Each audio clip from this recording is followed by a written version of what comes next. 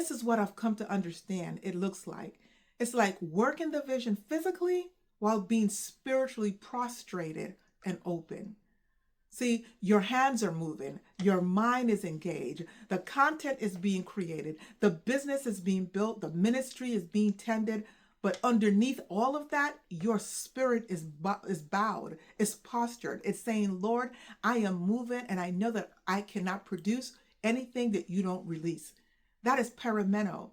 And that is the upper room posture. Acts 1:14, it says, they all joined together constantly in prayer. How?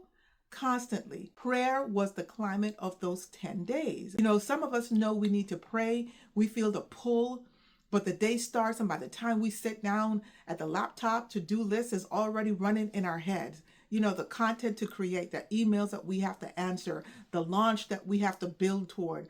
And then prayer gets compressed into 2 minutes of surface level words before we even dive in.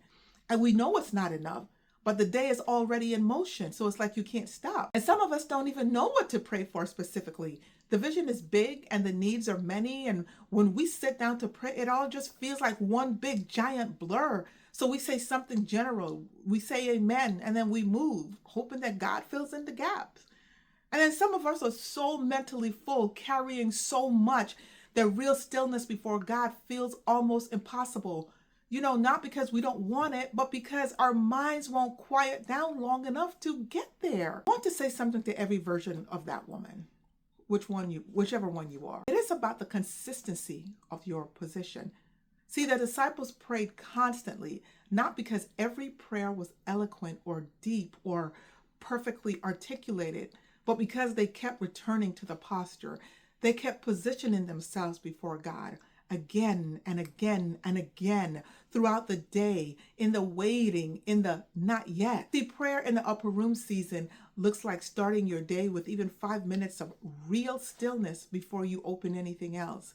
It looks like talking to God while you're creating, not just before. It looks like when you hit a wall in your work and your first instinct is to push harder. So you stop and you say, Lord, I need you here. It looks like giving thanks for what you are expecting as if it is already on the way, because my sister, it is. See, that is the climate of the upper room, not perfect prayer, but persistent posture.